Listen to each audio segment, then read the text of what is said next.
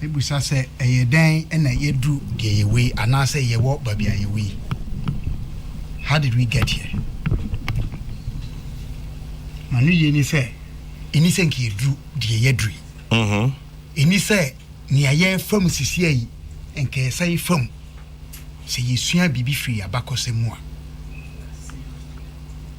Na otwe say na me kasal me wie ma wie na me ka Deuteronomy asem. Chairman General, o kan sa enwoma na yesi Moses nwoma etoso enum no a ne ka fu nyina ne se ye be kai na ye ma ye remfi a eniama bebre wo no mo a ye nsane nye biu ne be di aboaye na ye niama so be koyie na mo se ye ma ye refi na se yan kai na ye boni ene niema etoto yase enra na se moni ene ne enkoyie ebesi asibio adan mi wi anu akwame na meka e de afua se ne ekoso nyina no potokasa mu no one is entirely blameless nor is anyone entirely blamable. Yentimi fa so bo no enko bo bakofuo bi enko a saso na yentimi enyi obi emfimu ayeye nyina ejejeje na se yebehwe anya obrase anya odwo na yetie ye ho ni ama ho papa bi akasa kire ye adwobre na etu anamo a enke bebo ye nyinara chama brebe mu ne ewei ye wo bre a abinfu mu akunini asua kase ye frɛ no new normal jase bibi foforo brin foforo bi na brin foforo yi sa brin foforo ya ye wo mu yi ana America eye temuafo panin pa John Roberts o ka na sembi edi twa hu fori nyina di wie na meka no potokasa kwa me say COVID-19 has pierced through our illusions of certainty and control. It has taught us that we are not in charge. Someone else is. Let's be sober. Or say, COVID-19 ya risu ya abawiasi no. Acha ye say, ya handa ni bia ye fi say, de ye beka ebe ye wono. Ene edi e friend saying, e sekan adwam seten enyi ade betuma gina. Acha ye say, ye ne ye ho obi ana kire de wiasi nyamanko enti emre ye ho ase. But I come here say American Chief Justice. Yes, the current Chief Justice of the United States of America, John Roberts.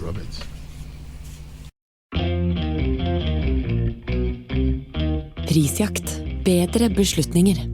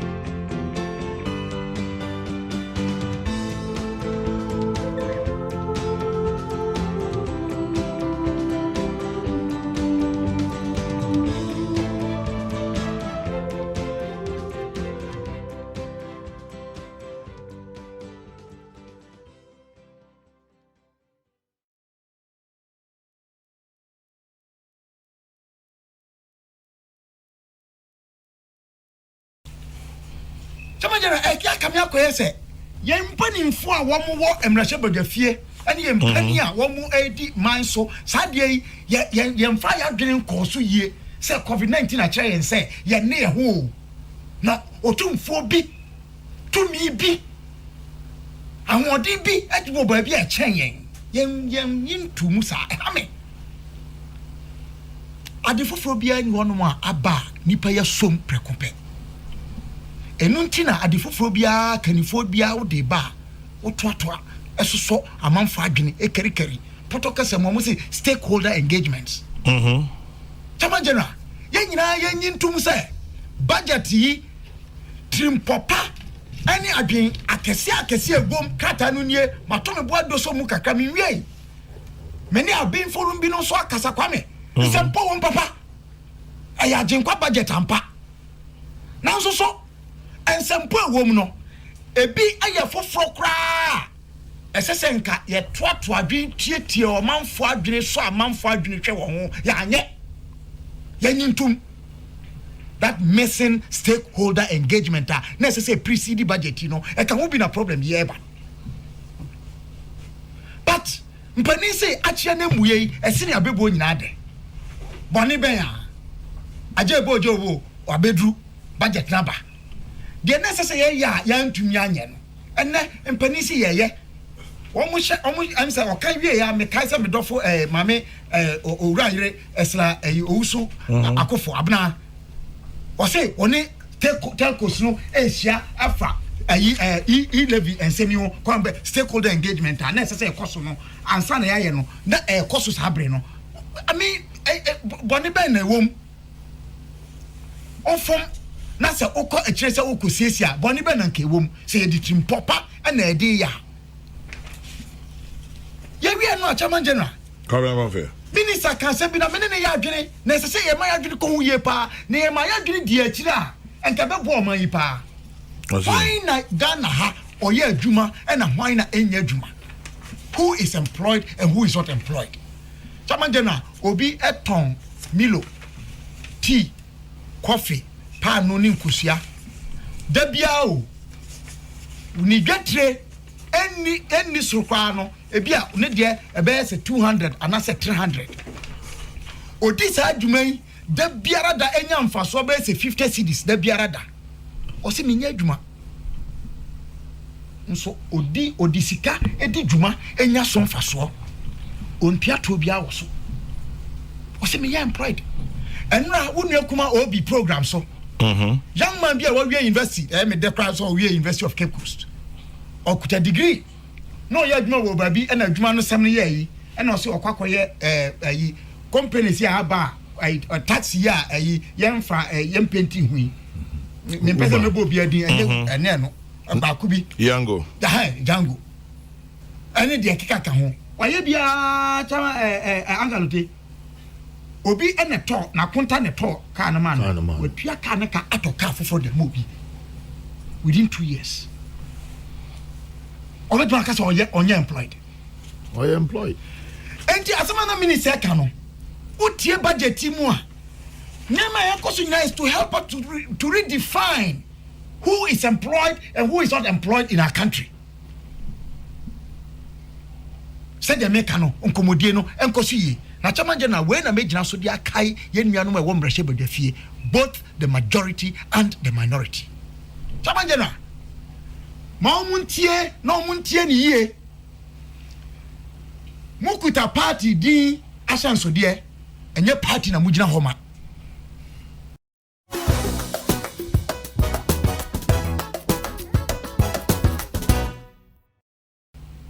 no MP represents a political party and I want to make that clear, Kwame. Go to our constitution. Well, but there's a constitution, there's reality. Chama, I'm talking reality. Reality. They represent constituents. Reality is different. Kwame, no party can recall a member of parliament under our dispensation. The reality is that members, constituents in a constituency can recall an MP. If they go through the right motions.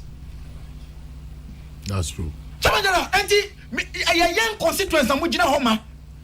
Even but let me add this. A defect from one party to another, there should be a by-election. In fact, yes. That's correct. It was to cure a mischief from the first public time. Obi sorry no maswami nema na me kwa no na. Constituents na ugina homa. Na chama general de ntia make us asemi. Your members of parliament. At least men kan kra no meti ai I belong to about 5 or 6 constituencies. Cape Coast North is one of them.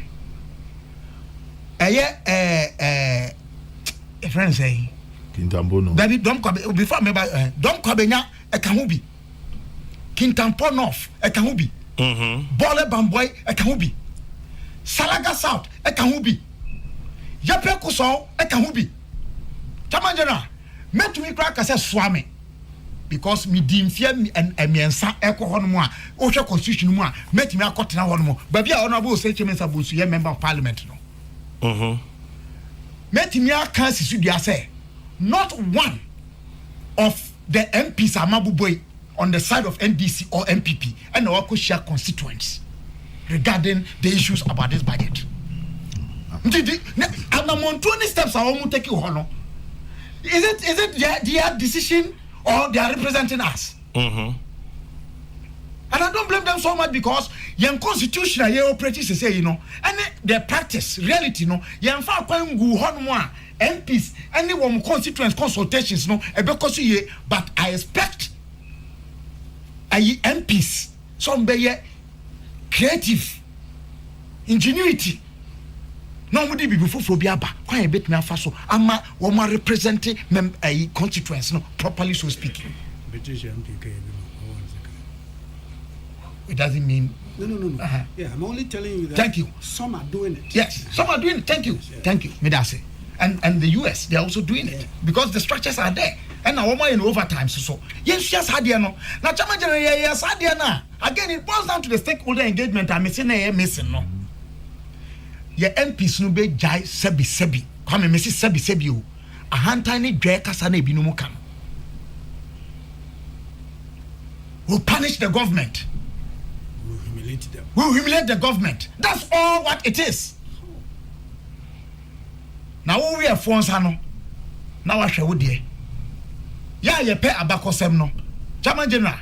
Abakosem chair say, Emre ye nim kaso. Emre ye nim kaso. Na che na ebeche eye dan a nemre beba. De to so bi okwame. Ya keka nema bebre abom e wo budget nsensemi ho. Enti ya kra unhunu nya wo kan. Na me pesa me kan bibi e free modifications of the government's 2022 budget statement and economic policy. Minister of Finance and Economic Planning or the Ekoma Parliament dated December 6, 2021. First preamble no or say